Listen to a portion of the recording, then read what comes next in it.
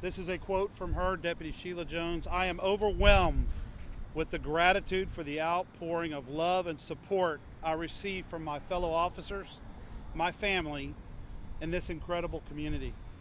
I love you more than words can express. I am deeply thankful to be alive, and every moment I have now feels like a gift. But what I am most grateful for is the chance to be with my granddaughter. Her smile is my strength. I thank God every day for this second chance." Deputy Sheila Jones. So I can just tell you from our law enforcement family how grateful I am to all the love and support that we've received from other agencies, from the public. I have had so many texts. All of our officers have had so many texts and messages of love and support, and I just want to thank the community for caring as much as they do, and I'm just happy to report she's going home. Constable, can you just talk to us about any conversations you had with her personally and just what she was able to tell you? She's just grateful that she, wasn't hurt more seriously. We had a bulletproof vest. The bullet slowed down. It didn't, injure her terribly, which is I'm grateful for. She's a very positive, strong woman. She cares deeply about her law enforcement family and her family, but the statement said it all. She's ready to go home and be with her granddaughter, heal. This is a traumatic thing. Any officer that goes through a shooting, it's a traumatic thing that they go through. It's not every day.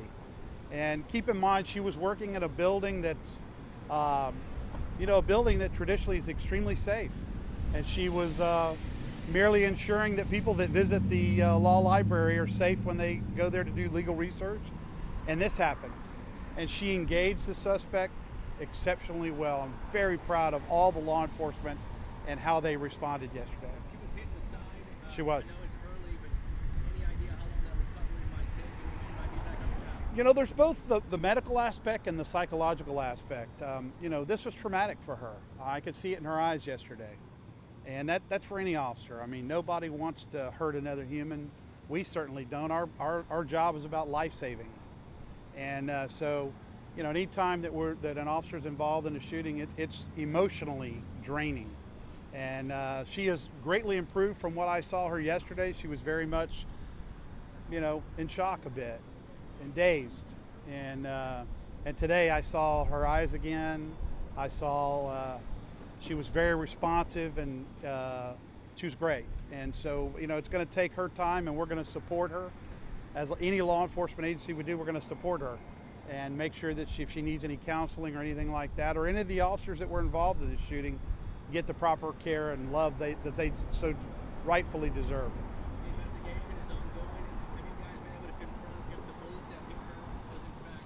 I don't want to talk about anything because it's now with the prosecutor's office. Our partners at Houston PD have been nice to step up and get their homicide division involved. So I'm really appreciative of the city and HPD and all of our partners.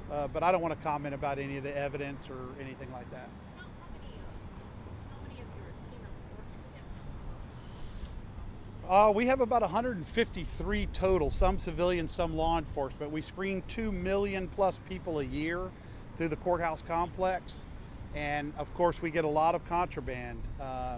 So it's, there's a lot, and thankfully, with all the people in and around this shooting yesterday, this could have been a really bad situation because people are moving from building to building, and they're moving around out in the downtown courthouse complex. So from that perspective, I'm just thank God. I just thank God for that, because easily there could have been lots of people hit by bullets that were being fired yesterday. I know she has had a long law enforcement career. Do you know if this is her first time using a weapon or being involved in? I don't have the answer to that, so I don't want to speculate. But she's had a 30-plus year law enforcement. She has a military background, and she is one tough cookie. I can just tell you that. She's got strength, and I'm just so appreciative that she's part of my team. She's just a wonderful human being and well-loved. I heard from people all over the state yesterday that went to schools with her and knew her well. Constable, you're talking about a tough cookie. There's video out there where it shows like her literally running towards the guy, not thinking twice, putting herself That's what law enforcement does. We run to the problem, not away from the problem. And she was doing exactly what she was supposed to do. She was doing exactly, our job is about saving lives. And she was engaging the suspect, taking care and neutralizing the threat. And it's what we train for. It's what we do for our profession. So she did exactly, and that's just who she is, by the way. She is definitely the kind of person that's going to run to the threat and take care of it. Very proud of the work that all of them did. We had many officers involved in that yesterday. It was her that took the suspect down. I can't say that. I can say that, you know, she was part of what happened yesterday. Whether one of her shots actually made it, but I really don't want to get into any of that. I really don't. Have you got an update on the suspect? Suspect is stabilized, and you know he was struck many times, and so he's stable. Yes. Can you update on the charges of the suspect? Yeah, he's going to be charged with aggravated assault on a public servant and felon in possession of a firearms. And the district attorney may end up filing additional charges. We are working closely with all of our law enforcement partners, the DA especially, and we'll see if there's any additional charges that might be filed against him. Constable, is there any additional information about the suspect? How long has he been out? When was he felon? How he may have gotten that firearm? Has he talked? Anything like that? I don't want to get into that. I can only tell you he has 6 prior felonies. He was out on a current bond for a minor offense, criminal trespass. And, you know, that's really all I can tell you about that. Were any of your other deputies involved? Like, Yep. some of the felons or Yes. anybody else on administrative leave or Well, they're all on 3-day leave, 4, and we want to give them all the time they need. It again is a very stressful situation to be involved in a shooting, and so we're going to give them the time and the space and the love and support to heal and be ready mentally to get back out and protect people. So just to clarify, I want to make sure I got the math right. Not counting Deputy Jones, you have 4 other deputies under their command discharged assault warrants. Yes. Plus, Sheriff Howard Deputy. County. Sheriff. Yeah. Again, I really don't want to get into this. Okay, guys. I really don't. I'd rather Houston, when they complete it, we'll be able to give you all the facts, and I want to be factual at always. It seemed that the suspect had an extensive record, felon, and still was able to get a gun. What kind of goes from here? You know, there's a lot of different places you can get firearms. It's a problem. We have a firearm problem in America, and we've got to do something about it. And you know, people still have access to firearms.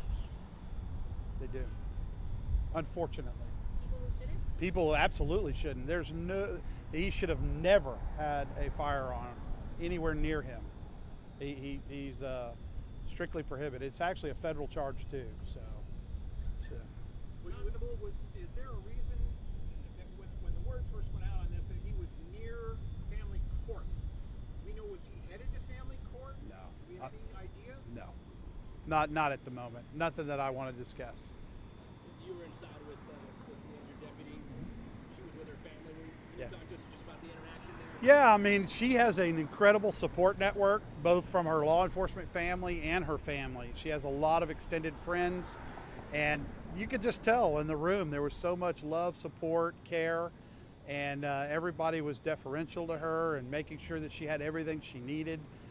She was in good spirits, a lot different from yesterday, and you know, that's what it's all. That's part of the healing process, is being surrounded by family, loved ones, and people that are going to kind of get you through these tough times in life. And she's definitely got that. Was her granddaughter there with her? Her granddaughter was not, but sons were, and sister was, and then of course our extended law enforcement family. We stay with her the whole time, all the way through her discharge. And of course she saw us. We're escorting her home to make sure she gets home safely and everything's great. As a boss, like, what do you tell her about what she has to do to come back, or whether you expect her to come back, or what her process is? I want to give her time to